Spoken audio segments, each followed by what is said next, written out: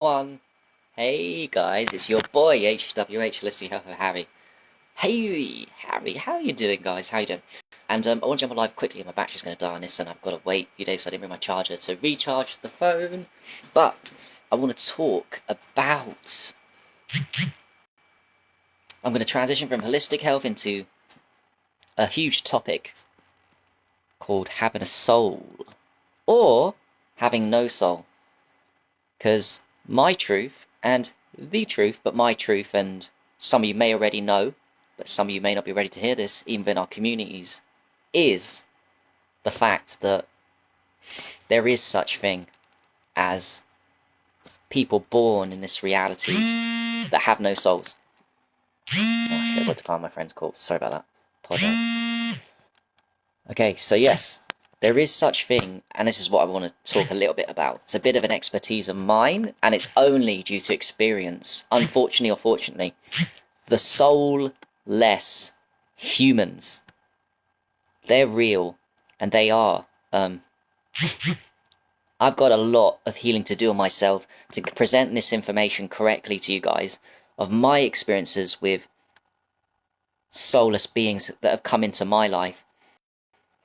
Whether that be my brother, yes, actual blood brother, who was born from dot one of conception. And I don't know, by the way, I'm not going to hypothesize you guys why some humans, as in people with human bodies, I don't mean other reptilians or whatever, I don't know why some humans that have blood like us and look like us are born with no soul, but it is an absolute fucking fact. And in a simple layman's term of it, a non-spiritual way of saying it, if you want to say, we call them psychopaths. And we know that there are psychopaths. Everyone is something on the psychopathic. We all have psychopathic traits. And there are humans that can transition into psychopathy due to having a lot of trauma and not healing it. And they become psychopathic in nature. But I don't really want to talk about them, because they're still got a core of humanness and compassion and empathy at heart. So there is still some human in them, even though they demonstrate a lot of psychopathic traits due to trauma. What I'd say is the soulless, some are born that way. Jimmy Joe, you're like this. Oh, you're really like this, Jimmy, because I think you have insight. I remember doing posts on this and you agreeing with me some stuff. Oh yeah, Tony Oz. There's some real nuts out there. I'm fascinated by personality disorders of all kinds with humans get damaged. But this one, like I said, my brother, born brother, he's 2-3 years younger than me, was born with no soul. Because I've seen it all. And no, it wasn't environment that 3 or 4 or 5 that made him that way. He was born that way. It's so extreme that normal people, aka my parents, or any parents that aren't on some kind of spiritual journey, will deny that they have given birth to a soulless being. But that's exactly what my mum and dad did. Now, I don't know the reasons why. I tend to believe, but I don't know. This I can't prove. Is it past lives and karma because you've done some shit in other lives, so you're born as a soulless vessel? I also don't know, but suspect I can't prove this, I chose my brother as a soulless being in my life so that he could attack me so I could wake up and be and join and go on a spiritual journey. Because he was a huge reason why I'm talking to you now, if I'm being honest. Not the only reason why I'm talking to you guys, but one of the huge reasons is having a genetic born psychopath brother that when I had suffered low self-esteem during puberty and really took myself to a dark place, that genetic born psychopath who knew me intricately, knew my personality, watched my confidence and self-esteem get degraded, all of a sudden saw an opportunity to attack me and try and go for the kill and drain my energy by making me want to kill myself and really putting me in a dark place and isolating me from humans and destroying my brain, which woke me up. So thank you sincerely to soulless beings. So thank you, my brother. You woke me up. But the reason why I talk about it, and I wanted to get more expert at it, is because I do know a lot through my brother's behaviour and what I've seen with him and other soulless beings that were born that way since, within our communities even, dare I say. I've seen behaviours that are extreme odd and would shock most mainstream people, because at the core of the soulless being is no compassion, no empathy, a robot-like behaviour, because they can't... How to describe it? By the way, great book, where I got a lot of insight, correlated my experiences, is Puzzling People by Thomas Sheridan. Listen to what I'm saying, get your experiences from other soulless beings that come into your life, but also read the book Puzzling People by Thomas Sheridan. Anyway, imagine when you develop at the crux of, like, when you first develop self-awareness at 4 or 5 or 6 or 7, your first memories being, as a kid, all the other kids seem to be having fun talking to each other. Let's go back in time. So imagine your first self-awareness at whatever age it is, 3, 4, 5 or 6, because we're going to enter the mindset of a soulless being. 4, 5 or 6, they see other kids at school socializing and having fun, skipping, playing, talking to each other, having fun talking with their parents, have fun being silly with other kids. And you watch the kids, but you can't relate, because they seem to be, with your observation skills are fine, they seem to be having fun, enjoying talking to each other, sharing joy. But you can't relate, because as a 4, 5, 6-year-old, you don't have that positive soul inside you. You have no soul, or a dark soul. So you get confused. You're like, why are these people that look like me all having fun? All of them, 99.9% of them, but not you. You're a soulless being. Why are they having fun? How can they have fun, you question, enjoying conversation and enjoying laughing and joking and even talking and sharing and crying and doing all these things together? So you get confused as a 4, 6-year-old, and you start realizing you're different. You're born different to other people. You have no joy inside you. You have emptiness. You have deadness inside you. But you want happiness, but you can't, because you don't have the happiness. And then as you get older, you start discovering that you are very different to the other kids. You can't, no matter how hard you try, you can't get joy from talking to other people, from sharing jokes, from sharing lives with other humans. There's no joy there. But what you discover as a kid is you have to get by pretending that you do have a soul, that you do. So there starts the journey of the genetically born psychopath, mimicking human behavior, but never having that soul and true joy. That's the crux of the difference. It's a completely different life. And then you learn you can sort of get some kind of happiness, but it's not real. It's not like real human happiness from talking to people. You can get some kind of weird fake one, like a dirty cocaine high. The only way you can get that is by doing something devious, evil, malicious, draining humans of their life force energy, manipulating, lying to people, making people want to kill themselves, making people want to weep, making them cry, gaslighting people, fooling people. It's the only way you can get some kind of dirty high.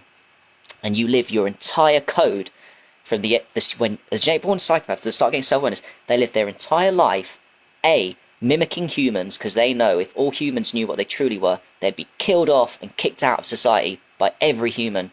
No human would tolerate that. And no human should. No human should. In fact, old tribes, and I do believe this, when we lived in clans of 150 to 200 people, the psychopath would have been spotted, would have caused so much trouble, would have been either kicked out or killed, because they caused relentless trouble and problems. But now, they've learned they have to mimic, A, to manipulate us, and B, to not get kicked out and killed. And they're doing a very good job at the moment, because the genetic-born psychopaths, along with the damaged psychopaths, and along with all other kinds of aliens and all that shit, is ruling the world. They really are on top of it and crushing it in the world.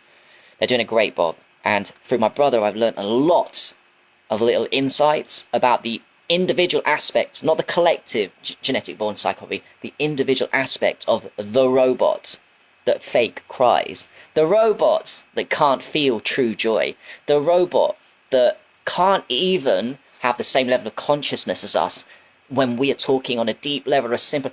They just can't. The robot that thinks they're mimicking well our behavior, but I and you have something called intuition and humanness within us. So when they think they're fake crying or telling us something to mimic, we can figure out it's bullshit straight away. We can spot the mimics. We can spot the fakes. We can spot the genetic born psychopaths.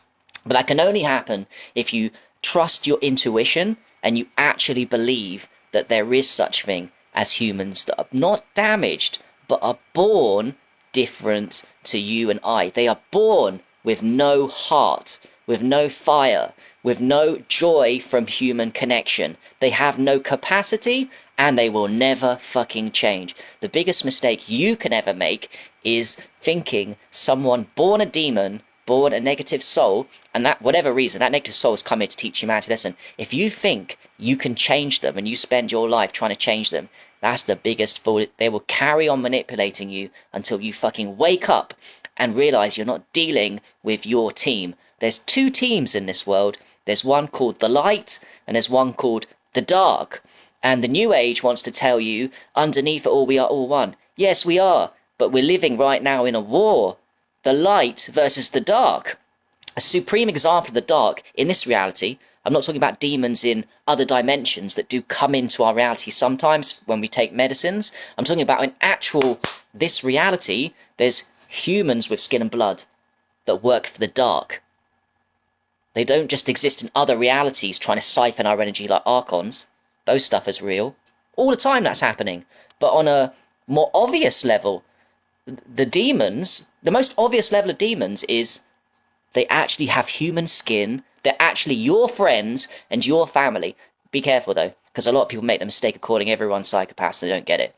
It takes me a long time. Sometimes they're so smart, these creatures. I'll be with them for 2-3 years and it takes me 3 years before I figure out who they are. But anyway, there is such thing as the light and the dark. And the dark works sometimes, not just in the invisible demons, in frequency worlds I can't see. They work in the frequency levels that you can see.